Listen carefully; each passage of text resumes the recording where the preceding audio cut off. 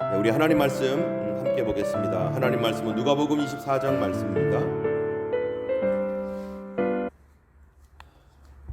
누가복음 24장 36절에서 53절까지 말씀인데요. 누가복음 맨 마지막 장입니다. 여러분 오늘은 여러분 성경을 다 펴서 성경을 찾으면서 또 이렇게 읽었으면 좋겠습니다.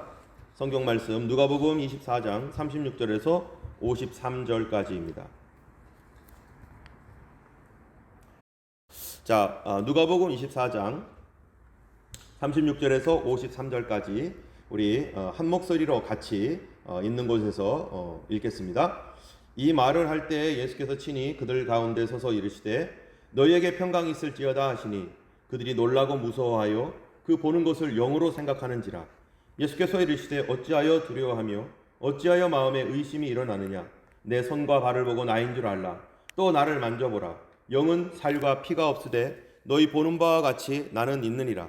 이 말씀을 하시고 손과 발을 보이사 그들이 너무 기쁨으로 아직도 믿지 못하고 놀랍게 여길 때에 이르시되 여기 무슨 먹을 것이 있느냐 하시니 이에 구운 생선 한 토막을 드리니 받으사 그 앞에서 잡수시더라. 또 이르시되 내가 너희와 함께 있을 때 너희에게 말한 바 곧 모세의 율법과 선지자의 글과 시편에 나를 가리켜 기록된 모든 것이 이루어져야 하리라 한 말이 이것이라 하시고 이에 그들이 마음을 열어 성경을 깨닫게 하시고 또 이르시되 이같이 그리스도가 고난을 받고 제3일에 죽은 자 가운데서 살아날 것과 또 그의 이름으로 죄사함을 받게 하는 회개가 예루살렘에서 시작하여 모든 족속에게 전파될 것을 기록되었으니 너희는 이 모든 일의 증인이라. 볼지어다 내가 내 아버지께서 약속하신 것을 너희에게 보내리니 너희는 위로부터 능력을 입혀질 때까지 이 성에 머물라 하시니라. 예수께서 그들을 데리고 베다니 앞까지 나가사 손을 들어 그들에게 축복하시더니 축복하실 때에 그들을 떠나 하늘로 올려지시니 그들이 그에게 경배하고 큰 기쁨으로 예루살렘에 돌아가 늘 성전에서 하나님을 찬송하니라. 아멘. 네, 할렐루야. 오늘도 우리 하나님께서 귀한 말씀으로 여러분들에게 주실 줄 믿고요. 우리 화면에 혹시 보이시는 분 옆에 있으면 옆에 분들한테 오늘도 꼭 은혜 받으시기 바랍니다. 오늘 나에게 주시는 한마디 음성 들으시길 바랍니다 하면서 서로 마음으로 인사하시고 또 이렇게 축복하시면 감사하겠습니다.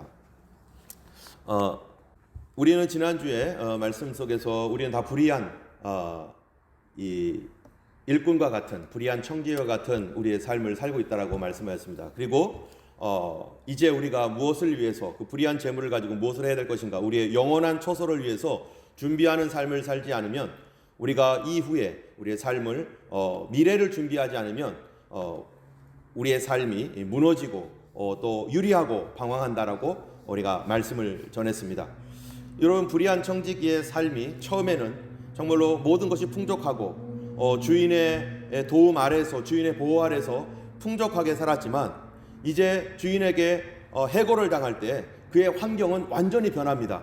이전에 살았던 모든 삶은 다 뒤집어지고 그가 누렸던 모든 것들은 다 없어지고 이제는 새로운 삶으로 그는 변화되어야 되는 거예요. 그런데 이 변화되는 이때에 자기가 이 변화를 감당하지 못하고 나는 예전이 좋아하면서 늘 과거만 생각하면서 살아간다면 새로운 환경이 왔을 때 그가 적응하지 못하고 거기서 어떻게 되겠습니까? 자기의 인생을 망칠 수도 있는 것입니다. 이 불의한 청지기가 새로운 환경으로 갔었을 때 그가 이 새로운 환경에 적응하지 않으면 미리 준비해 놓지 않으면 그 환경으로 들어갔었을 때 그는 곤란한 일을 당하고 어려운 일을 당하고 옛날을 생각하면서 그때가 좋았지 이러면서 자꾸 옛날만 생각하고 미래를 준비하지 않았다면 그는 어려움을 더 크게 당할 것입니다. 바로 오늘 이 팬데믹 상황 같은 이런 상황 속에서 오늘도 방금 이러한 이 인터넷 상황이 안 좋아지고 또 우리가 같이 모여서 예배드릴 수 없고 이런 상황 속에서 우리가 이러한 때를 미리 마음으로 준비하고 정신을 차리지 않고 믿음으로 우리가 살아가는 방법, 우리의 믿음을 지키고 하나님 말씀대로 순종하는 것들에 대한 미리의 준비가 없으면 우리의 믿음이 참으로 여러 가지 어려움을 당하고 또 우리의 신앙적인 어떤 사명조차도 잃어버릴 수가 있다는 것을 우리가 기억해야 되는 것이죠. 여러분 지금이 겨울입니다. 조금 있으면 봄이 될 것입니다. 그리고 여름이 되고 가을이 되고 또 겨울이 올 거예요. 그렇다면은 어떤 사람들은 지금 겨울이니까 따뜻한 두꺼운 옷을 입고 다닐 겁니다. 우리는 이 겨울에 그렇게 당연히 다녀야 되죠. 그런데 만약에 봄이 되었어요. 날씨가 따뜻해졌어요. 그런데 늘 두껍게 입고 다녔던 이 옷이 너무 편한 거예요. 그래서 나는 이 옷을 벗고 싶지 않아. 나는 이 옷을 계속 입을 거야. 그런다면 상황과 환경이 바뀌었는데 내가 과연 계속해서 그렇게 할 수 있을 것인가? 이 두꺼운 옷을 입고 봄을 지낼 수 있을 것인가? 아닙니다. 지낼 수가 없어요. 봄에는 봄의 옷을 입어야 되는 것이죠. 그러다가 봄의 옷을 입었습니다. 그런데 여름이 되었어요. 뜨거운 여름이 되었죠. 그럼 어떻게 됩니까? 이제 여름의 옷으로 바꿔 입어야 되는데 아니야, 나는 봄의 옷이 나에게 너무 좋아. 나는 이 봄의 옷을 여전히 입고 싶어 라고 해가지고 봄의 옷이 편하니까 계속해서 입고 있는다면 분명히 그 사람은 여름에 더위에 이기지 못하고 괴로울 거예요. 그리고 쓰러지고 어쩌면 그 뜨거운 더위 속에서 이 사람은 이 병원에 실려갈 수도 있는 그런 상황이 오겠죠. 또 나무들도 마찬가지고 짐승도 마찬가지인데요. 계절이 변하면 나무들은 겨울에는 잎을 다 떨어뜨립니다. 그래서 그 겨울을 날 수 있도록 짐승들도 겨울이 되면 더 두꺼운 이 털옷을 입듯이 털을 많이 하다가 여름이 되면 다 벗어버리고, 이것이 이 자연현상과 이 환경의 변화에 따라서 움직여가는 그런 그 세상의 원리와 원칙이죠. 마찬가지로 우리의 신앙도 마찬가지입니다. 지금 이 그동안의 우리의 믿음의 삶이 지금 편안하고 아무도 우리에게 뭐 이렇게 하라 저렇게 하라 할 수 없는 그런 자유로운 믿음 생활을 해왔다가 이제 새로운 변화가 일어나서 우리가 늘 모였던 것들을 이제 모이지 못하는 상황이 되었고, 그것이 뭐 어떠한 음모가 있든지 어떤 뭐가 있든지 간에 시대가 변하고 있어요. 어떤 사람들은 말하기를 코비드 이전으로 앞으로 분명히 돌아가기 어렵다. 모든 사람들이 이 코비드 삶에서 코비드 상황을 이거를 이전으로 바꿀 수가 없다라고 생각하고 있습니다. 그렇다면 이럴 때 우리는 어떻게 해야 될까요? 계속해서 이런 팬데믹으로 인해서 사람들이 대면을 하지 못하고 서로 만나지 못하고 서로 이렇게 하지 못할 때, 만약에 나는 옛날이 좋아. 옛날이 좋으니까 야, 옛날 방식 아니면은 나는 안 할 거야 라고 하면서 이렇게 한다면은 이 시대는 변했고 환경은 변해가고 있고 이 모든 일들이 바뀌어가고 있는 때에 우리가 그때 우리의 생명과 우리의 사명을 지키기 위해서 우리는 어떻게 될 것인가? 만약에 그것을 바르게 적응하지 못하면요, 우리의 생명도 위험해지고 사명도 어려워지는 것입니다. 여러분, 신앙도요, 우리의 생명을 지키기 위해서 그 생명에 맞는 옷을 입어야 되고, 우리의 사명을 감당하기 위해서 그 사명을 감당할 수 있는 그 시대에 맞는 옷을 우리가 입어야 되는 것이죠. 교회의 생명은 예수 그리스도입니다. 또한 교회는 예수 그리스도를 전하는 사명을 위하여 이 예수님의 생명을 받았습니다. 그렇다면 오늘날 우리의 상황 속에서 우리가 전혀 예상하지 못하는 시대에 영적 변화가 일어나는 이 변화의 시대에 우리의 믿음을 지키고 사명을 지키려면 여기에 맞는 성경적인 근거와 그리고 말씀 중심의 삶에서 이것을 우리가 어떻게 새로운 옷으로 입을 것인가? 지금까지는 겨울옷을 입고 여름옷을 입고 봄옷을 입고 그랬지만 이제 새로운 계절에, 바뀐 계절에 우리는 어떻게 옷을 입을 것인가? 오늘 본문을 보면은요, 여러분, 제자들의 상황이 나옵니다. 제자들은 어떤 상황에 있습니까?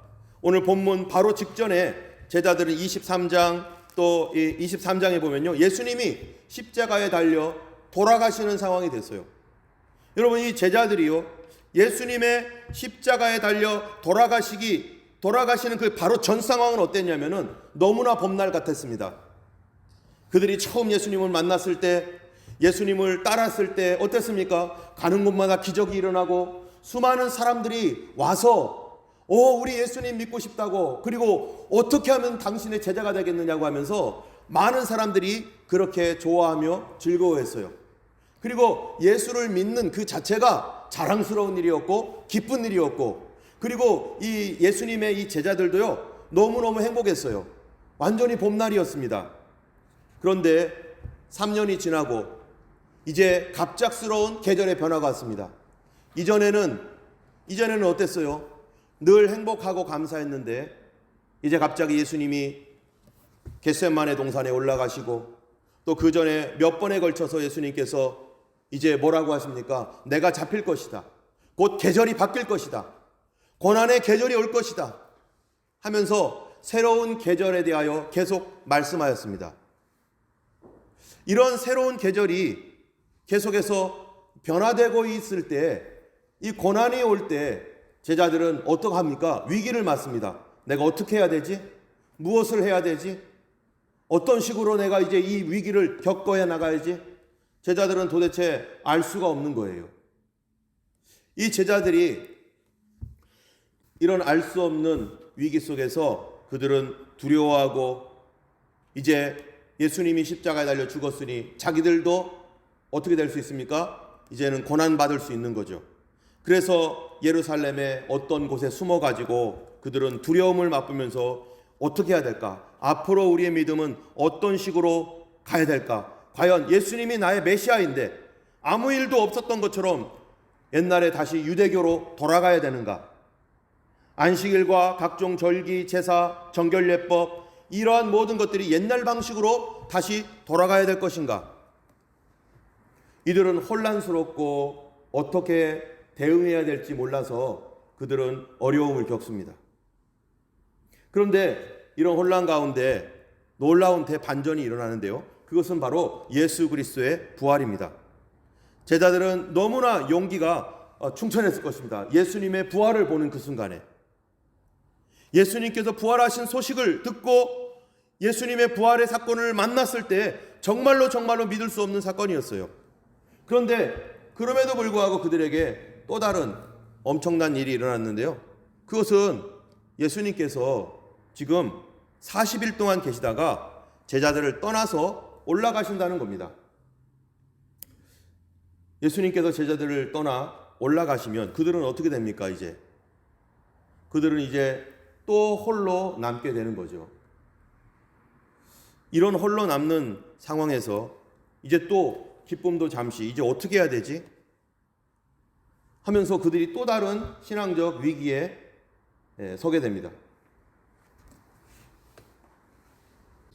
환경 변화에 우리가 잘 적응해야 됩니다. 오늘 딱 그 말씀이네요. 네. 이럴 때에도 우리가 중심 잃지 않고 계속 믿음의 길 주님을 의지해야 될 줄 압니다. 어쨌든 이들이요 또다시 이 갑자기 예수님이 떠나가시면서 분위기가 바꾸어지고 그리고 어려운 가운데 예수님의 죽음을 경험하면서 위기를 맞고 두렵고 떨리고 부활을 맞이하면서 다시 기뻤다가 40일 만에 다시 하늘로 올라가시는 승천하시는 예수님, 영원히 같이 계시면 좋은데 또 제자들을 놓고 가시는 그런 예수님을 볼 때 또 다른 위험, 또 다른 어려움을 갖게 됩니다. 이 새로운 이런 환경, 이제 예수님이 없는 환경 속에서 그들은 어떻게 신앙생활을 해야 될 것인가? 자기들의 사명과 자기들의 삶을 어떻게 신앙을 지킬 것인가? 오늘 본문은 바로 혼돈스럽고 방황하고 또 어떻게 해야 될지 모르는 유대 그리스도인들, 바로 이스라엘 백성 중에서 예수님의 제자가 됐고 예수님을 따랐던 유대 그리스도인들에게 이제 어떻게 믿음 생활을 하며 어떻게 우리가 믿음을 지킬 것인지에 대하여 하나님께서요 예수님께서 강력한 가이드라인을 주시는 것이 바로 오늘 말씀입니다. 그 이전에는 그들은 유대교에 있었어요. 구약 성경을 믿고 있었고 구약의 신앙을 가지고 있었습니다.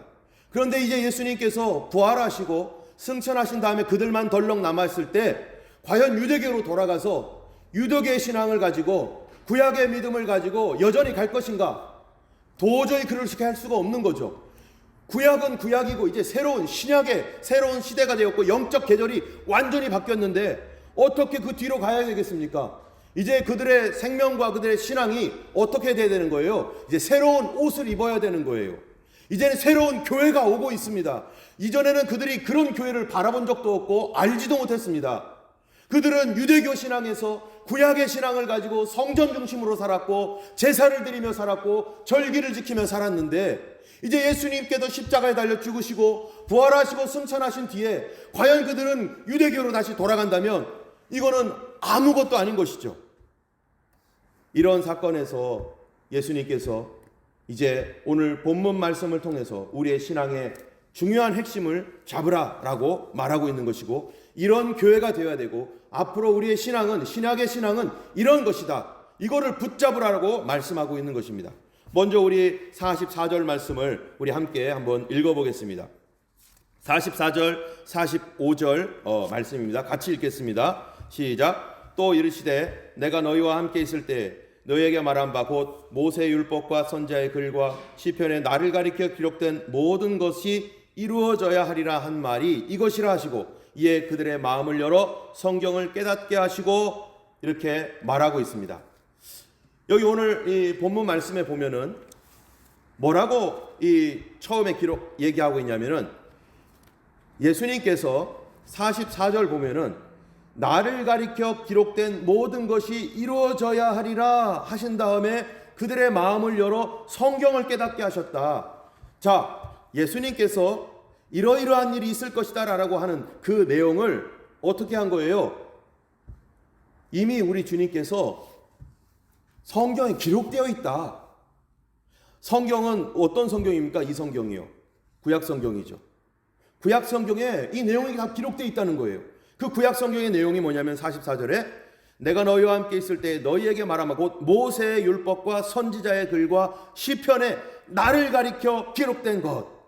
이게 뭡니까? 바로 유대인들에게 이 구약 성경에서 그들에게 메시아가 올 것이다, 그 얘기죠.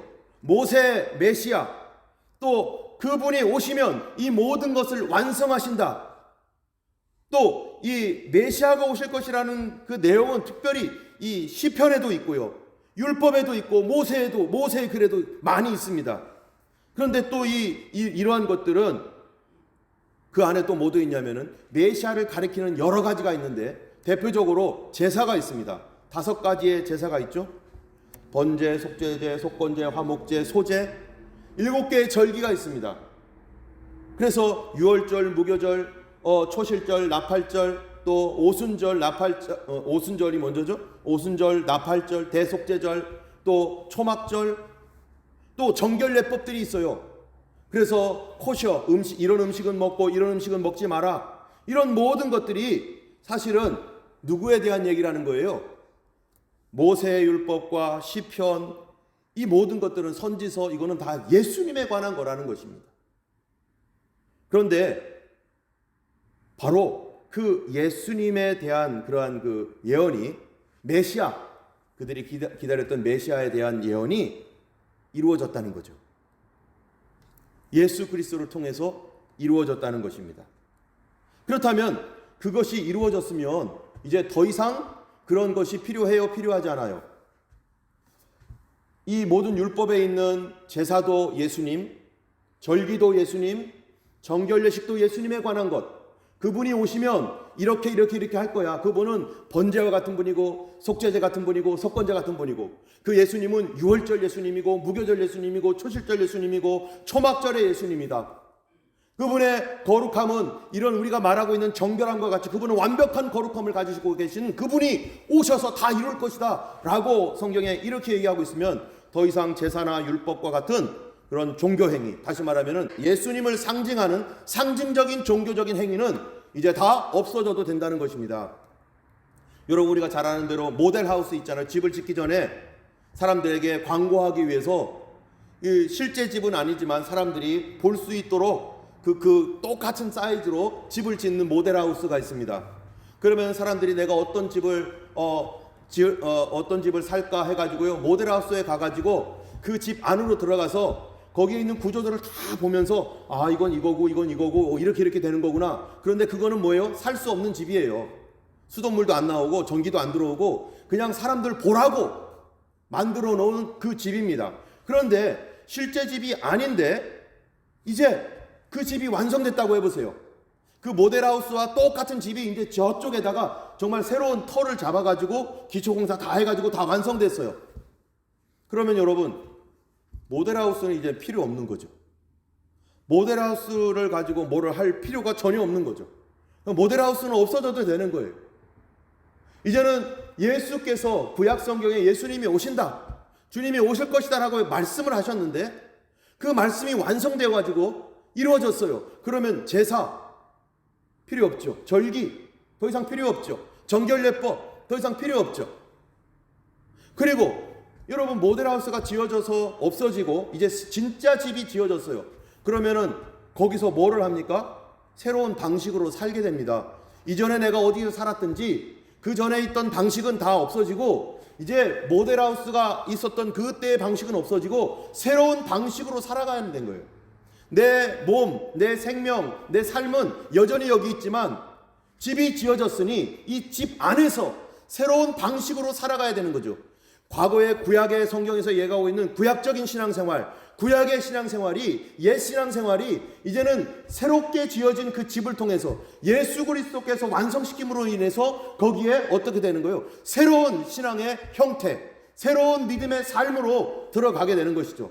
그러다 보니까 여러분, 그 집에서 살면서 새로운 생활 방식뿐만 아니라 이제는 예전에 이 집이 목표였는데 이 집에서 살면서 뭐가 생기는 거예요? 새로운 목표가 생기는 거죠. 새로운 방향이 생기는 거죠.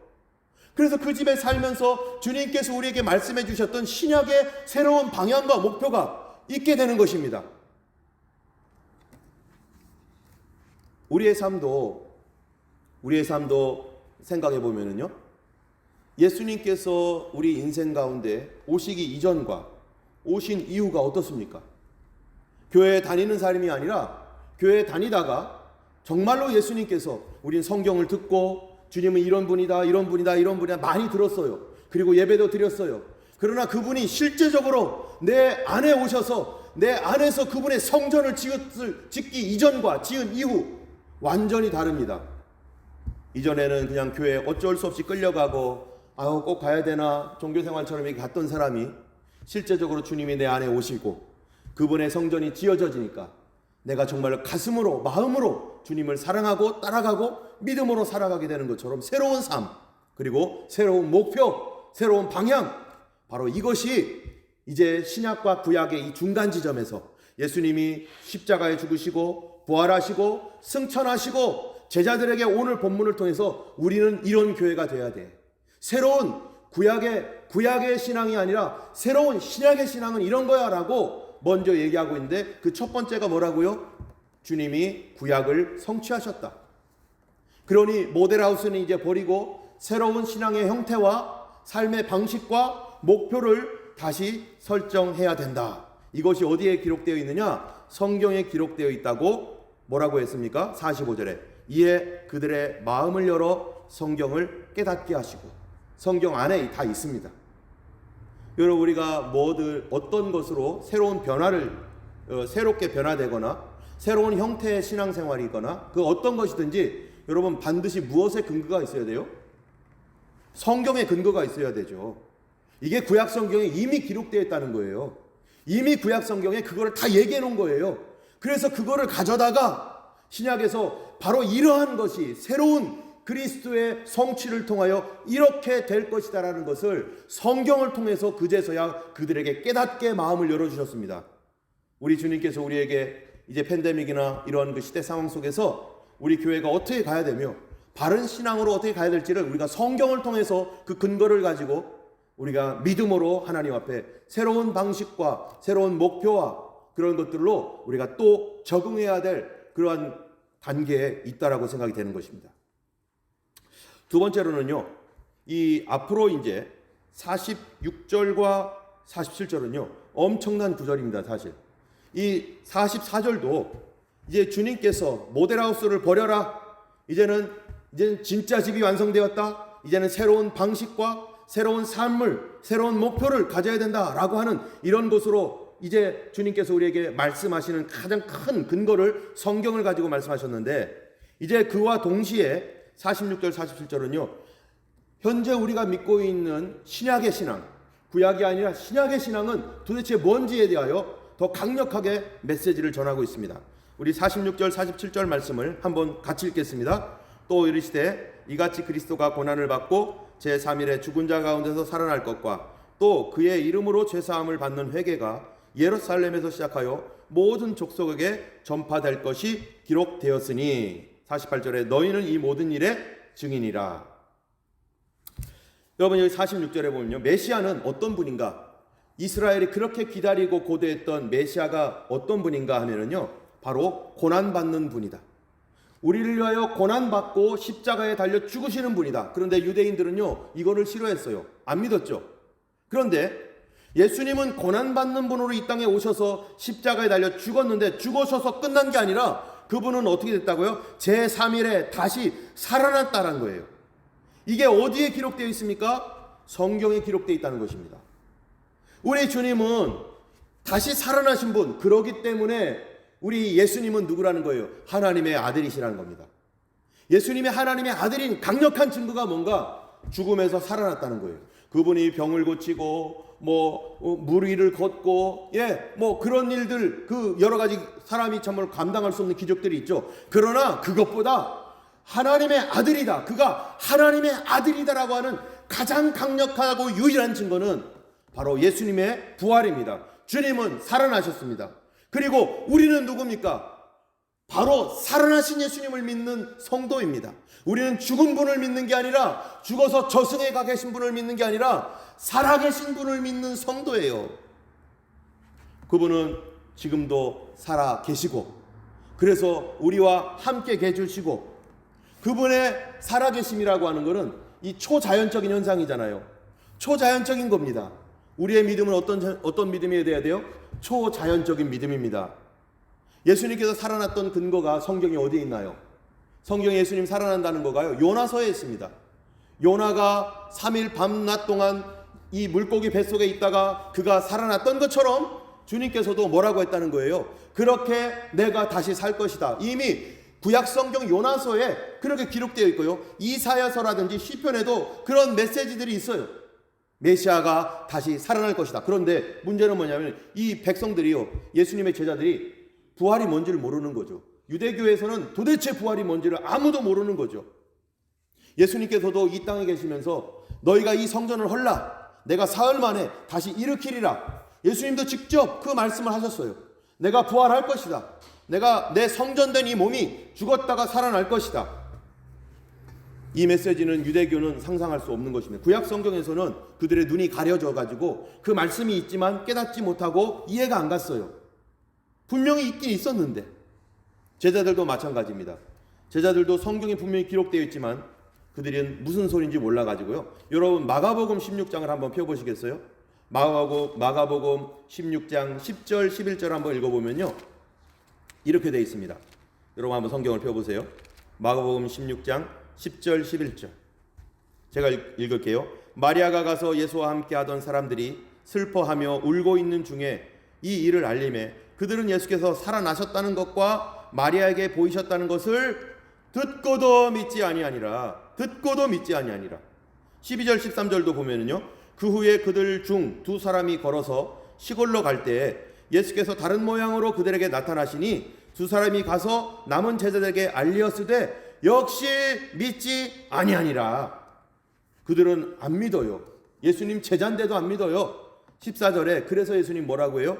그 후에 11 제자가 음식 먹을 때에 예수께서 그들에게 나타나사 그들의 믿음 없음과 마음이 완악한 것을 꾸짖으시니 이는 자기가 살아나는 것을 본 자들의 말을 어떻게 해요? 믿지 아니함일러라. 안 믿어요. 누구도요? 예수님의 제자들도 안 믿습니다. 이게 도대체 뭔 소리지? 부활이라는 게 도대체 뭐야 도대체? 여러분 오늘 본문에 있는 누가복음도 보세요. 누가복음 24장 24절에서 27절 말씀 우리 여러분 한번 읽어보겠습니다. 누가복음 24장 오늘 본문입니다. 본문 바로 앞에 있는 24절에서 27절 말씀 제가 읽을게요. 또 우리와 함께한 자 중에 두어 사람이 무덤에 과연 여자들이 말한 바와 같음을 보았으나 예수는 보지 못하였느니라 하거늘 이르되 이 미련하고 선자들의 말한 모든 것을 마음에 더디 믿는 자들이여 그리스도가 이런 고난을 받고 자기의 영광에 들어가야 할 것이 아니냐 하시고 이에 모세와 모든 선지자의 글로 시작하여 모든 성경에 쓴 바 자기에 관한 것을 자세히 설명하시니라.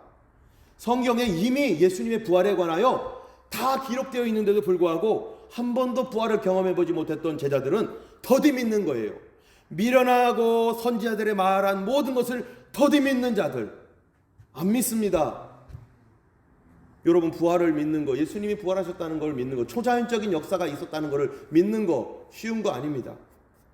누가복음 24장 36, 37절도 읽어보겠습니다. 이렇게 되어 있어요. 이 말을 할 때 예수께서 친히 그들 가운데 서서 이르시되 너에게 평강이 있을지어다 하시니 그들이 놀라고 무서워하여 그 보는 것을 뭐로 생각해요? 영으로 생각하는지라. 이 사람들이요, 예수님이 실제 몸으로 부활했다고 생각을 못해요. 이거는 예수님의 영이야, 귀신일 거야, 이건 영이라고 생각하는 거예요. 오늘날도요, 부활에 관하여 예수님 부활을 영이다, 영적으로 부활한 거다, 이렇게 말하는 사람이 있습니다. 거짓말입니다. 믿지 말아야 됩니다. 그 사람들이 자유주의자이고요, 인본주의자이고요, 교회를 파괴하는 사람들이에요. 예수 그리스도는 영으로 살아난 게 아니라 뭘로 살아났어요? 몸으로 살아났습니다. 예수님은 몸으로 살아나신 분이에요. 그런데도 오늘도 계속해서 예수님을 영이라고 말한다면 그는 하나님 말씀을 왜곡하는 것이죠. 38절에 보면요, 뭐라고 되어 있습니까? 오늘 본문에 보니까 예수께서 이르시되 어찌하여 두려워하며 어찌하여 마음에 의심이 일어나느냐. 그들이 예수님이 영이라고 생각하고서 두려워하고, 그러니까 예수님이 왜 두려워하며 왜 뭐 한다고요? 의심하느냐. 안 믿어진다는 거예요. 믿기 어렵습니다. 여러분, 41절도 보세요. 예수님께서 내 손과 발을 만져보라 하시면서 손과 발을 막 내미니까 40절 41절에 이 말씀을 하시고 손과 발을 보이사 그들이 너무 기쁨으로 아직도 믿지 못하고 놀랍게 여길 때 이르시되 여기 무슨 먹을 것이 있느냐. 아직도 뭐 한다고요? 믿지 못하고. 정말로 예수님 볼 때 이런 말을 해서 되는지 모르겠네. 지긋지긋하게 안 믿어. 여러분, 예수님의 말씀을 정말 우리 지긋지긋하게 안 믿잖아요. 우리 지혜영 권사님 그렇다고 말씀하시네요. 예? 정말로 우리 마음속에 지긋지긋하게 안 믿어져요. 내가 믿고 싶어도 믿지 못하고, 봐도 믿지 못하고, 간증을 들어도 믿지 못하고, 내 가족들에게 그런 일이 일어났어도 믿지 못해요. 여러분, 우리가 부활의 신앙, 예수님을 믿는 믿음은요, 사람이 믿을 수 있는 게 아닙니다. 교회를 다니면서도 부활 절대로 안 믿는 사람 많습니다. 목회자들 가운데서도 부활을 영적 부활이다라고 하면서 안 믿는 사람 많습니다. 이거는 이성적인 신앙이고요, 지긋지긋하게 안 믿는 신앙이고, 예수님이 꾸짖었던 그거예요. 귀신들도 그런 거 믿는다. 우리는요, 죽었다가 다시 살아나신 예수님, 그리고 죽은 자를 살리시는 그 하나님의 초자연적인 놀라운 역사를 우리는 믿습니다. 아멘이십니까? 유대교는요, 그게 가려졌었어요. 구약 성경에서는 모릅니다. 이제 구약을 성취하신 예수님은 이전에 우리가 알고 있었던 그 신앙적 상식을 깨뜨려 버렸어요. 그리고 부활 믿는 믿음을 요구하는 겁니다. 너희들 부활을 믿어라. 여러분, 부활을 믿으면, 부활을 믿는데 병 고침을 못 믿습니까? 부활하신 예수님께서 우리를 지금 살아계시는데, 그분이 우리 곁에서 일하고 계시는데, 그분이 우리 기도 가운데 병을 안 고쳐주겠어요? 그분이 귀신을 안 쫓아주겠어요? 그분이 우리의 문제를 해결해 주지 않겠어요? 그분은 살아계셔서 우리와 함께 해주시고, 우리를 인도하시고, 우리를 죄에 빠지지 않게 하시고, 그분은 초자연적으로 역사하시는 것입니다. 여러분, 부활을 믿으면 예수님이 살아계셔서 우리와 함께 계시는 것을 믿습니다. 우리의 기도를 들어주시는 것을 믿습니다. 우리를 인도하시는 것을 믿는 겁니다. 능력을 베푸시고 기적을 베푸시고 우리의 기도 가운데 역사하시는 그 분을 우리는 믿는 것입니다. 할렐루야. 여러분, 또 부활을 믿으면 안식일을 지키지 않고 주일을 지키게 됩니다.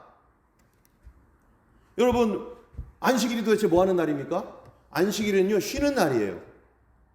근데 안식일은 두 가지 이유 때문에 쉬라고 성경이 얘기하고 있어요. 첫 번째는 창조, 하나님께서 세상을 창조하셨다라는 것과 두 번째로는요, 우리를 구원하셨다라는 것입니다. 여러분, 창조는 타락 이전입니다. 근데 구원은요, 타락 이후예요. 우리가 죄로 말미암아 타락해서 죄의 종이 되고 사망의 종이 되고 사탄의 종이 되고 질병의 종이 되고 죽음의 종이 되어버린 우리 삶을, 우리 주님이 그 종된 삶, 그 죽음의 삶에서 우리를 건져주시고 우리를 해방시키신 날, 그날이 언제입니까? 바로 주일이잖아요. 여러분, 우리가 안식을 얻지 못하고 늘 매여 있었던 그 삶은 바로 죄악 때문이었고 사단의 역사 때문이었던 거 아닙니까? 여러분, 예수님이 성경에 보면 왜 왔냐고 성경에 물어본다면 우리 뭐라고 해야 됩니까? 요한일서 3장 8절 말씀, 여러분 한번 성경을 한번 펴보시겠어요? 이 말씀은 여러분 줄을 좀 쳐놓으셔야 돼요. 요한일서 3장 8절 말씀, 페이지 수로 우리 제가 갖고 있는 성경이요 390페이지입니다. 390페이지에 이렇게 되어 있습니다. 죄를 짓는 자는 마귀에게 속하나니 마귀는 처음부터 범죄함이라. 같이 따라서 읽을 수 있는 분 읽어보세요. 같이 읽겠습니다. 그 다음에 하나님의 아들이 나타난 것은 마귀의 일을 멸하려 함이라. 여러분, 마귀의 일을 멸한다. 우리를 묶고 있고 사망 권세, 질병 권세, 죽음의 권세로 묶고 있는 마귀를 멸하려고 예수님이 오셨어요. 히브리서 2장 14절도 한번 펴보세요. 히브리서 2장 앞으로 가면은 히브리서, 조금만 앞으로 가시면은 히브리서가 있어요. 히브리서 2장 14절 말씀, 제가 가지고 있는 성경으로는요 356페이지 354페이지네요 354페이지 2장 14절 말씀, 14절 15절 우리 같이 한번 읽어보겠습니다.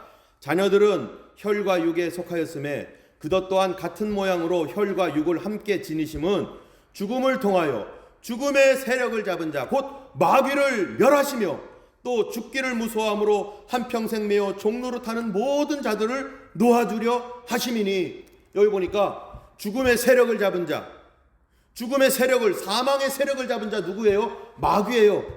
근데 예수님이 나타난 이 일이 무엇 때문이라는 겁니까? 요한일서, 우리가 조금 전에 읽었던 성경에 요한일서 3장 8절에 마귀의 일을 멸하려 하심이라. 사단의 일을 멸하려 하는데 그 사단은 죽음의 세력을 잡고 있어요. 이 죽음의 세력을 잡은 마귀를 멸하기 위해서 주님이 오셨는데 언제 멸했습니까? 언제 예수님이 우리의 안식 없는 삶, 병 때문에 안식을 얻지 못하고 살아가는 것 때문에 안식을 얻지 못하고 정말로 가정의 이 여러 가지 어려운 육신의 그러한 환경 때문에 안식을 얻지 못하고 늘 미래의 두려움 때문에 매어서 묶여서 종노릇하고 있었던 우리 삶에 누가 안식을 주려고 오셨다고요? 바로 예수님이. 그러기 위해서는 누구를 깨뜨려야 돼요? 바로 사망을 깨뜨려야 돼요. 사망 권세를 깨뜨리고 마귀가 가지고 있는 이 사망 권세를 깨뜨린 분, 그분이 예수님인데 그게 뭡니까? 부활입니다. 예수님이 부활하심으로 마귀의 권세를 다 깨뜨려 버렸어요. 죄와 질병과 관한을 깨뜨려 버렸어요. 그래서 예수님은 부활의 첫 열매가 되시고 우리를 부활시키시는 분, 우리를 먼저 영적으로 부활시키고 이제 육적으로도 주님이 부활시킵니다. 그래서 마귀를 깨뜨려서 우리가 안식을 얻지 못했던 우리들이 안식을 얻게 된 날이 언제입니까? 안식일이 아니라 이제는 주일인 거예요. 주일은 사망 권세가 깨뜨려진 날이에요. 그래서 우리로 하여금 이 주일날 주님을 예배하는 것입니다. 마귀 권세를 깨뜨린 구원을 이룬 날이기 때문에. 그러므로 우리는요 매 주일마다 무슨 일을 기대할 수 있습니까? 주님이 오늘 부활하신 이날 내 질병 고쳐주세요. 주님이 부활하신 이날 나의 가난과 나의 죄와 나의 허물을, 주님 나를 붙들고 있는 사망 권세를 주님 깨뜨려 주시옵소서. 더러운 악한 영들을 깨뜨리시옵소서. 우리는 주일날 모일 때마다 그 기대를 갖고 와야 되는 것입니다. 우리가 예배할 때, 찬양할 때, 기도할 때 이 부활의 날, 원수를 깨뜨린 그날, 사망을 깨뜨린 이날에 나의 사망도 깨지고 나의 죄도 깨지고 나의 고통도 깨지고 나의 질병도 깨지고 주님이 주시는 새 생명으로 가득한 그런 날이 되기를 우리가 늘 기도해야 될 것입니다. 할렐루야. 그래서 우리는요, 주의를 지킵니다. 뿐만 아니라 여러분, 부활을 믿으면 재림도 믿습니다. 재림을 준비하고 믿는 교회. 어떤 교회가 예수님의 재림을 믿습니까? 바로 육체로 부활하신 그 예수님이 육체로 다시 오실 것을 우리가 믿습니다. 여러분, 예수님의 제자들이 안 믿었어요. 믿을 수가 없었어요. 왜요? 한 번도 부활을 경험을 못했으니까. 오늘날 우리는 재림을 경험하지 못했습니다. 아무도 예수님의 재림을 경험한 적이 없습니다. 그런데 예수님은 제자들에게 부활하기 전에 부활에 대해서 얘기했어요. 내가 부활한다, 내가 부활한다, 내가 부활한다. 그런데 제자들은요, 그게 무슨 말인지도 모르는 거죠. 그게 어떻게 이루어지는지를 모르는 거죠. 그런데 예수님이 부활하여 승천하신 뒤에 그 승천하시면서 하신 말씀이 내가 다시 온다, 다시 온다, 다시 온다. 아무도 예수님의 다시 오심을 모릅니다. 그런데 예수님 어떻게 하신다고요? 반드시 그분이 다시 오실 것입니다. 할렐루야. 유대교에서는, 유대교 구약 성경에서는 잘 모르는 거였어요. 두 번째로는요, 여기 오늘 본문에 보면은 뭐라고 돼 있냐면은 예수님이 고난을 받고 제3일에 살아나서 이제는 부활하신 예수님이 되는 것을 우리는 믿는 믿음이고, 또 47절에 한번 보세요. 이것도 엄청난 거예요. 우리는 이제 안식일에서 주일로 바뀌었어요. 그리고 부활하신 예수님을 믿습니다. 죽은 종교가 아닙니다. 도덕적 종교도 아닙니다. 이제는 부활한 종교입니다. 부활한 신앙입니다. 그런데 또 하나 놀라운 거는 47절에 또 그의 이름으로 죄사함을 받게 하는 회개가 예루살렘에서 시작하여 모든 족속에게 전파된다. 여기 보니까 구약에서는 어떻게 죄사함 받습니까? 양 바치고 소 바치고 비둘기 바치고 희생제물을 가져다가 이 희생제물을 제사장에게 주고, 제사장은 이 희생제물 하나님께 불살라서 드리는 이런 과정을 통해서 죄사함 받았어요. 죄사함 받으려면 반드시 희생제물이 있어야 되고, 제사장이 있어야 되고, 그리고 성전이 있어야 되고, 거기서 죽음이 있어야 되고, 희생되는 것이 있어야 되고, 피가 흘려져야 되는 거죠. 그래야 죄사함 받습니다. 구약에서는요. 그런데 이제 예수님이 우리의 희생제물이 되셨고, 그분이 이미 피를 흘리셨고, 그분이 십자가에 달려 죽으셨어요. 이제 새로운 믿음, 신약의 믿음은 어떤 믿음으로 변화되는 겁니까? 희생제물을 갖다 바치는 게 아니라 이미 우리의 희생제물이 되신 예수님, 나를 위해 죽으신 그 예수님이 피를 흘리셨으니 나는 뭐만 하면 되는 거예요? 그 예수님께 내 죄를 고백하기만 하면 되는 거예요. 주님, 내가 죄인입니다.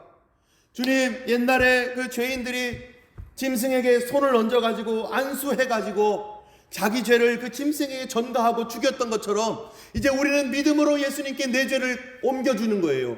예수님, 내가 죄인입니다.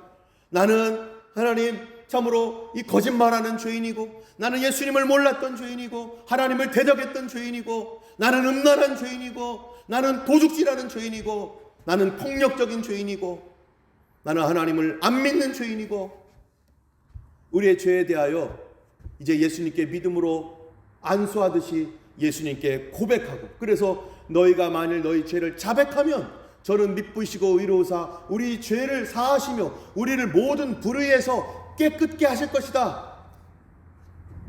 이제는요, 성전이 필요 없습니다. 이제는 희생제물도 필요 없고요. 이제는 누구만 필요합니까? 오직 예수님만 필요한 거죠. 그리고 우리가 예수님께 나아가서 회개하는 게 필요한 거예요. 주님, 나는 죄인입니다. 이거를 고백하는 게 필요한 거예요. 여러분, 이런 신앙의 형태로 구약에서는 상상을 못했습니다. 이것이 교회죠. 구약에서 있는 그것을 가지고 그래도 예수님 앞에 이게 너무 쉬운데 이거 고백만 하면 되다니. 그래, 내가 굉장히 마음은 아프고 그런데 이거 예수님께 고백을 해야 되는데 그런데 소 한 마리 바쳐야 되는 거 아니야? 자꾸 이런 생각이 날 거예요. 우리는 더 이상 거기를 가지 않습니다. 소 한 마리를 바치는 것은 예수님의 구속을 부정하는 것이죠. 이제 새로운 신앙으로, 구약의 신앙에서 완전히 예수님으로 성취되어서 이제 새로운 신앙으로 갈 때 여러분, 신앙의 형태도 바뀝니다. 옛날에는 성전이 중심이었습니다. 그런데 이제는 공동체가 중심이고 교회가 중심이에요. 옛날에는 재물을 바쳤습니다. 이제는 예수님이 중심입니다. 뿐만 아니라 이 예수님을 믿는 이 예수님의 이 복음이 어떻게 가는가? 여러분 47절 뒷부분을 보면요. 또 그의 이름으로, 예수님의 이름으로 죄 사함을 받게 하는 회개가, 이 회개가 예루살렘에서 시작하여 모든 족속에게 전파될 것이다. 이게 구약과 어떻게 다릅니까? 구약신앙과. 구약에는요, 예루살렘 중심, 그리고 구약에는 유대 중심이에요. 이스라엘 지경 밖으로 나가지 않습니다. 그들의 정결예법에 의하면은 이 더러운 음식을 먹는 이방인들하고 접촉하면 어떻게 되겠어요? 자기도 더러워져요. 그러니까 이방인 접촉도 못하고 예루살렘 밖에도 못 나가고 이스라엘 밖에도 못 나가고 그냥 그 안에서 우리끼리 옹기종기 믿음 지키며 살아가는 것이 바로 구약의 신앙이었었어요. 그런데 예수 그리스도를 단순하게 믿고 그 이름을 힘입어 회개하는 사람, 이 회개의 세례, 회개의 은혜가, 죄사함 받는 이 회개가 어디까지 간다고요? 예루살렘에서 시작해서 온 족속에게, 여러분 온 족속에게 가려면 구약의 코셔제도 없어져야 되죠. 구약의 이러한 그 바운드리를 넘어가야 되는 거예요. 바로 교회는요, 성전 중심이 아닙니다. 이제 현장 중심이에요. 옛날에는 성전을 향해서 기도해야 됐고, 옛날에는 성전에만 꼭 가야 됐고 그랬는데, 이제는 성전이 아니라 뭘로 바뀌어요? 교회 중심으로 바뀌어요. 공동체 중심. 그 공동체, 예수를 믿는 공동체가 바로 교회죠. 교회 중심으로 바뀌는데 그 교회는 현장 속에 있습니다. 믿지 아니하는 사람들의 현장 속에 있는 거죠. 이제는 교회는 어디든지 갈 수 있어요.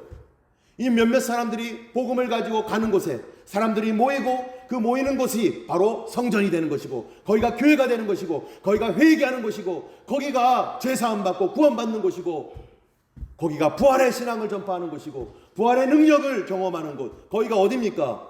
바로 교회입니다. 옛날에는 예루살렘 밖에 떠나가고 이스라엘을 밖으로 떠나가면은 두려움과 염려 때문에, 죄책감 때문에 이건 아니야 하면서 돌아와야 되는데, 이제는 그거를 넘어서 이제는 어디로 갑니까? 세계를 향하여 나아가는, 이제는 이방인과 접촉하는, 이제는 온 족속에게로 가는, 그래서 온 세상 중심에 바로 교회가 되어지는 것입니다. 이것은 새로운 형태의 신앙이고, 구약 성경에서 가려져 있었던 것이고, 예수님으로 말미암아 성취됨으로 그런 것들이 이제는 쫙 열리는 것이죠. 이런 거였구나. 옛날에 왜 우리가 회당에서 예배했는지 이제야 알겠구나. 왜 하나님께서 그거에 대해서 뭐라고 하지 않으셨는지 이제야 알겠구나.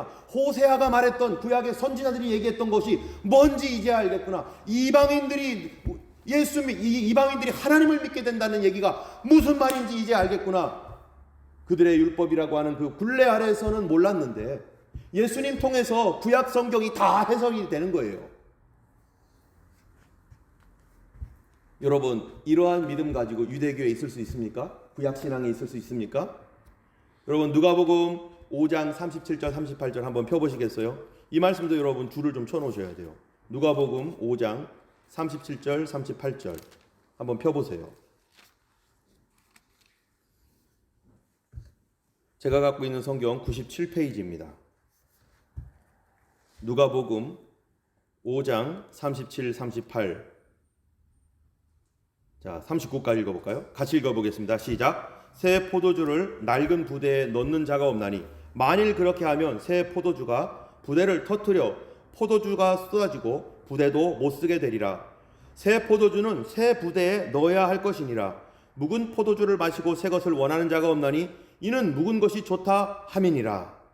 여러분, 예수님께서 새 포도주는 어디에 넣어야 된다고요? 새 부대에 넣어야 된다. 그런데 사람들은 어떻게 한다고요? 옛날 게 더 좋아. 옛날 게 좋아. 그렇죠. 옛날 생활이 좋죠. 그게 편안한 옷이었죠. 그런데 영적 계절이 바뀌었습니다. 시대적 환경이 바뀌었습니다. 그러면 어떻게 가야 됩니까? 시대적 환경과 영적 변화가 일어났다면 거기에 맞는 신앙으로 이제는 가야 되는 거죠. 예수님께서 그거에 대해서 얘기하는 거예요.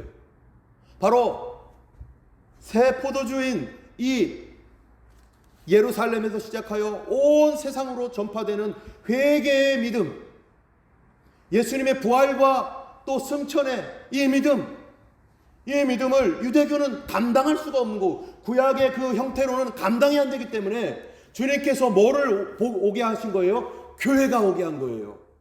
새로운 교회가 오게 해서 이 교회 신앙을 통해서 우리의 신앙이 계속해서 구약부터 왔던 이 신앙이 예수를 믿는 믿음으로 신약으로 이어지고, 그 신약으로 이어졌던 이 믿음이 이제 어디로 이어진 거예요? 우리에게까지 이어져 나가고 있는 것입니다. 할렐루야.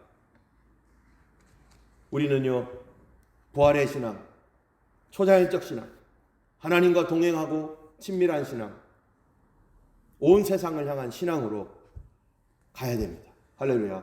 그런데 이것만 가지고서 충분하다고 하지 않습니다. 예수님께서 더 중요한 것을 얘기하세요. 오늘 본문 24장에 보면요, 48절에 너희는 이 모든 일의 증인이라 하시면서 그 다음 말씀 49절 말씀을 우리 같이 한번 읽어보겠습니다. 볼지어다 내가 내 아버지께서 약속하신 것을 너희에게 보내리니 너희는 위로부터 능력을 입혀질 때까지 이 성에 유하라 하시니라. 여기 보면은 위로부터 능력을 입을 때까지 너희들 여기 있어야 된다. 부활 신앙을 믿는 거, 또 이런 여러 가지 이 세계적인 신앙을 믿는 거, 그것만으로 충분하지 않다. 뭐를 받아라고요? 능력을 받아라.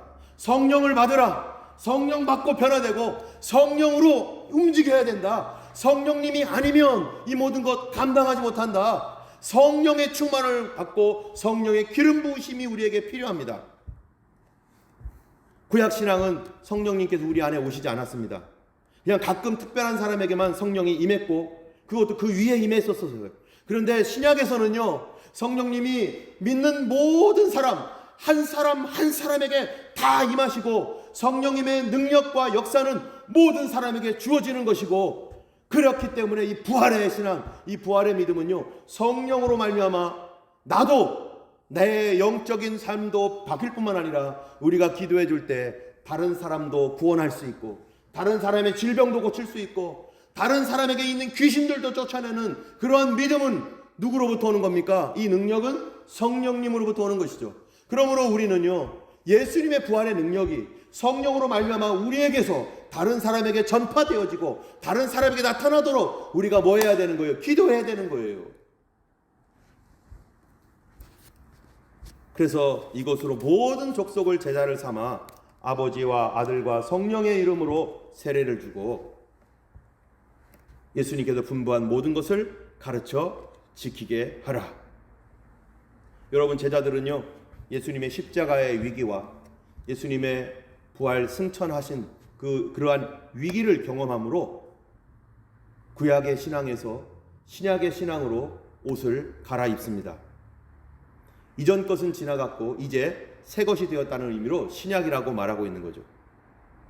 우리의 신앙도요, 부활 신앙입니까? 성령의 신앙입니까? 부활 신앙, 성령 신앙으로 우리가 더 변화되어야 될 것입니다. 오늘날 코비드의 위기가 있습니다. 예전처럼 교회가 잘 모이지 못하고요, 예전처럼 우리가 함께 식사하거나 이러지 못하고 있습니다. 자, 미래에는 어떻게 될까요? 미래 시대는 어떻게 될까? 우리가 어떤 사람들은 염려도 합니다. 또 어떤 사람들은 기대하는 사람도 있겠죠. 지금 오늘 우리처럼 집에서 온라인으로 드리고, 어쩌면은 온라인으로 드리면서요, 어떤 분은 바지는 파자마 바지 입고 드릴지도 몰라요. 설마 그런 분 안 계시겠죠? 집에서 예배드리고 온라인으로 예배드리는 거는요, 엄청난 변화입니다. 옛날에는 상상도 못했습니다. 이 전염병이라고 하는 것 때문에 모이지 못하고 있고요, 어떨 때는 마지막 때에는요, 핍박 때문에 모일 수 없을지도 몰라요. 이럴 때 우리의 신앙이 도대체 뭡니까?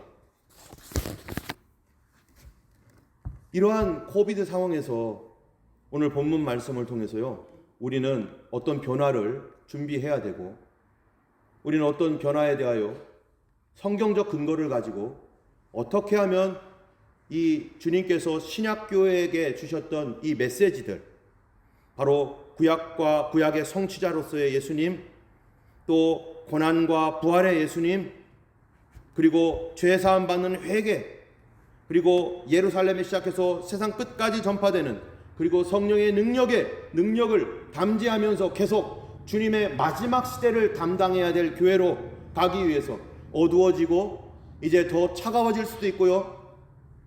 코비드가 계속해서 진행되면서 어쩔 때는 몇 달 동안 교회를 찾아올 수 없는 그런 상황으로 갈지, 여기서 핍박의 상황으로 갈지 우리가 어떻게 알겠어요?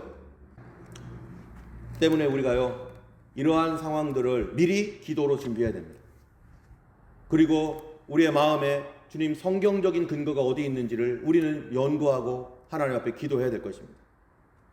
이제 첫 번째로 이럴 때 우리가 먼저 가져야 될 것, 방금 얘기한 것처럼 성경에 근거하여 행동해야 됩니다. 상황과 환경이 바뀌었다고 해서 그 상황 따라가고 환경 따라가고 그래서 본질을 바꿔버리는 그런 것이 아니라, 바로 내가 무언가를 바꿀 때, 우리가 무엇인가를 변화를 줄 때 성경적인가? 과연 성경에 근거하고 있는가? 예수님이 바로 그들의 마음을 열어서 성경을 깨닫게 했던 것처럼, 우리가 어떤 온라인 예배를 한다든지 뭔가를 한다든지 할 때 과연 성경적인가? 어떻게 해야지 성경적으로 하고 주님이 말씀하신 그 방법인가? 이러한 신앙을 성경에 근거하여 우리가 묵상해야 될 것이고, 두 번째로는요, 예수님의 고난과 부활이 있던 것처럼 우리는 뭐 바라봐야 됩니까? 이제 예수님의 새로운 약속의 말씀, 바로 재림입니다. 이제 한 가지 남은 재림신앙 붙들어야 됩니다. 부활했던 제자들 믿지 못했던 것처럼 교회 다니면서도 예수님의 다시 오심 믿지 못하는 사람 많습니다. 오히려 이단들이 막 믿고 난리 치고 있어요. 이상하게 믿고서 우리의 재림, 주님의 다시 오시는 이 신앙을 우리가 오늘날 더 붙들어야 되는데요. 여러분, 마지막 때 예수님께서 오실 때 우리 보고 어떻게 하라고 했습니까? 그러면 다시 오실 예수님을 맞이하기 위해서 우리에게 지속적으로 주님께서 요구하고 있는 게 있어요. 그렇다면 그 요구대로 가야 됩니다. 그게 성경적인 거죠. 분명히 핍박이 있을 수도 있고, 또는 어떠한 더 이상 모일 수 없는 그런 전염병이 더 강력하게 번질 수도 있는 이 상황에서 주님이 마지막 때에 성경의 요한계시로 보면 전염병이 창궐할 것이다라고 했는데, 우리가 이렇게 될 줄은 몰랐죠. 교회 못 나오는 상황으로서의 전염병이 이렇게 와서 우리가 서로가 전염을 할 수 있는 그런 상황이 올 줄은 생각을 못했죠. 성경에서는 전염병이 있을 거라고 얘기하고 있잖아요. 그럼 이런 형태의 어떠한 환경적 변화 속에, 그런데 주님께서 우리에게 요구하시는 게 뭐라고요? 그날이 가까움을 볼수록 깨어서 기도하라고 주님께서 누가복음 21장에 그렇게 말해요. 자, 누가복음 21장 34절부터 36절까지 읽어보면요, 이렇게 되어 있습니다. 여러분 펼 수 있는 분들은 펴보시기 바랍니다. 너희는 스스로 조심하라. 그렇지 않으면 방탕함과 술 취함과 생활의 염려로 마음이 둔하여지고 뜻밖의 그날이 덫과 같이 너에게 임하리라.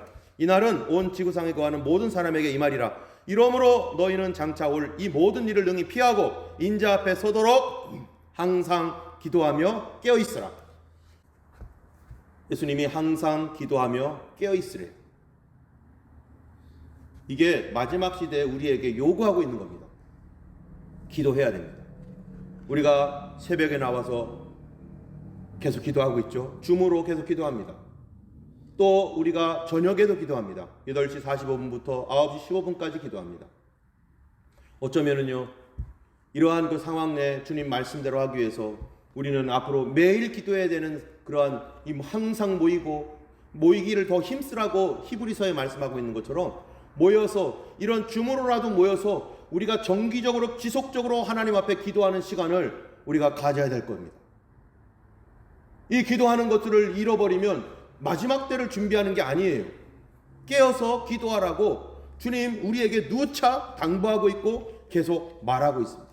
24시간 주님과 기도하는 삶이 되고, 성도들이 줌으로라도 계속 모여서 기도하는 상황이 우리가 할 수 있는 최선의 지금 주님 기다리는 우리의 믿음인 것입니다. 또 모든 족속에게 복음이 전파된다 하신 말씀과 같이, 여러분 예전에는요, 제사장이 없으면 구약 시대에는요 아무것도 못했습니다. 제사장이 있어야만 했어요.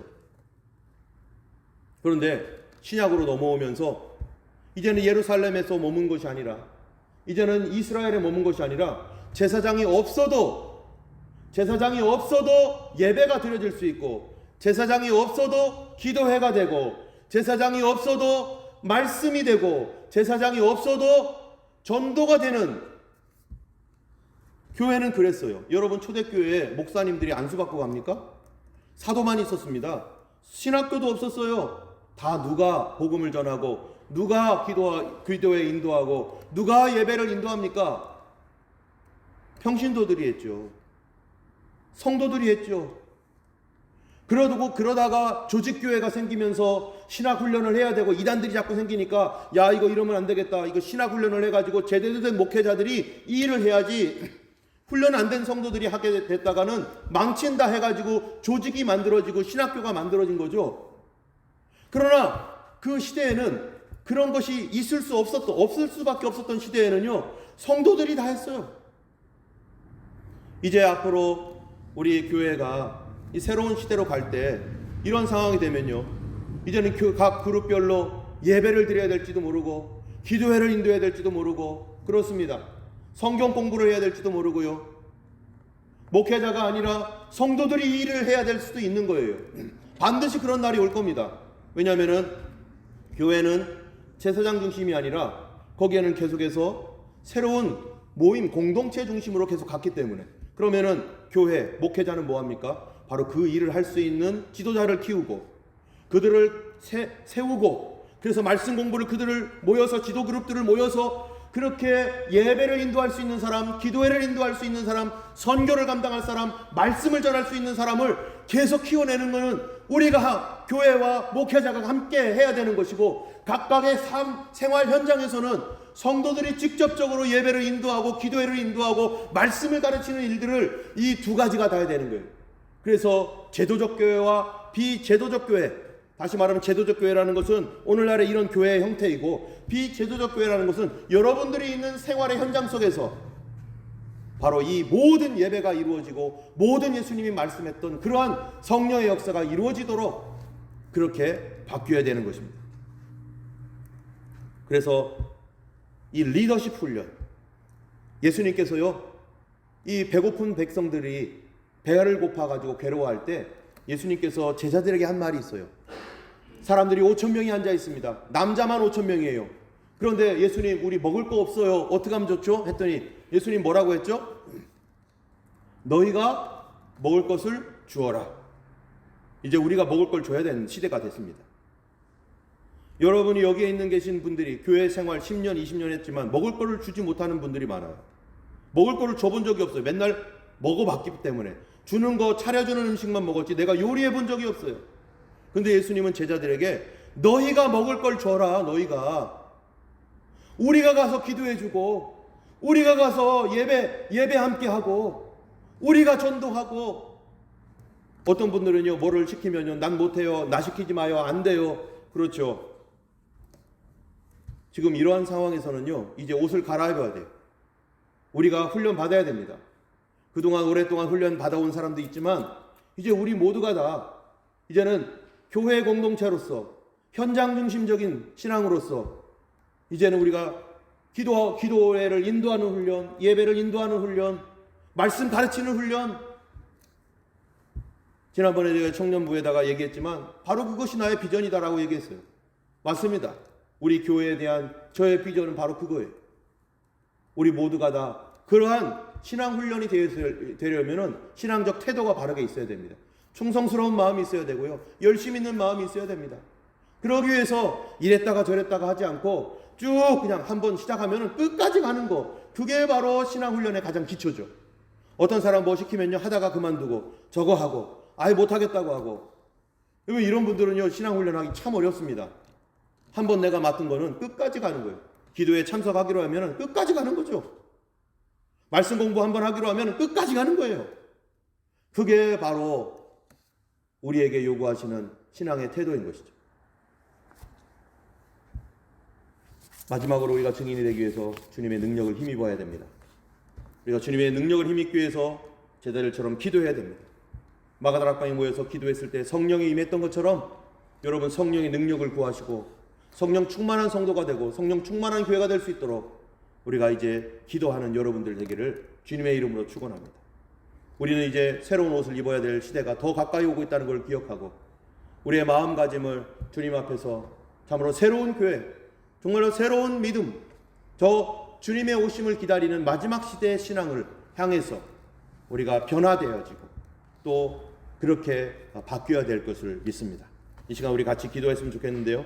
우리 혹시 그 기타로 우리 신전아 집사님 혹시 쳐주실 수 있으면은 기타를 좀 쳐주시면 좋겠고요.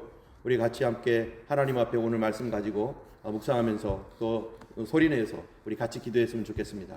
아버지 하나님의 뒤로 물러난 자가 되지 않게 하여 주시고 앞으로 전진하는 믿음 되게 하여 주시고 우리를 사용하여 주시옵소서. 하나님이 올바른 태도, 믿음의 바른 태도로 주님 앞에 겸손하게 엎드리는 우리 모두가 될 수 있도록 하나님 인도하여 주시옵소서. 자비하신 하나님 아버지 감사합니다. 오늘도 하나님의 참으로 우리에게 하나님 귀한 말씀 허락하신 주님, 이 말씀대로 우리가 승리하게 하여 주시고 사단의 어떠한 방해와 환경의 어떤 변화에도 불구하고 하나님이 우리가 말씀에 집중하고 예수께 집중하고 믿음에 집중하는 저희가 되게 하옵소서. 아버지 오늘 하나님 여러 가지로 아버지의 말씀 전하는데 하나님 불편한 것들이 있었지만 하나님이여 그런 상황과 상관없이 아버지 우리 마음은 예수님 똑바로 보게 하여 주시고 아버지 하나님이여 예배뿐만 아니라 아버지 하나님의 교회 생활과 주님을 바라보는 삶에 하나님 여러 가지 하나님 어려움들이 닥칠 때에나 하나님 불편함이 있을 때에도 주여 하나님 우리 주님 부활하셨습니다. 우리 주님 살아계신 주님입니다. 우리 주님이 우리와 함께 하십니다. 그러므로 그 주님 바라보며 하나님 마음 변치 않고 믿음 생활하는 저희들 되게 하여 주옵소서. 아버지 속히 팬데믹이 끝나게 하여 주시고 이때 하나님이 우리로 하여금 하나님께서 주시는 놀라운 큰 선물과 하나님 새로운 방향을 향하여 걸어가는 저희 모두가 되게 하여 주시옵소서.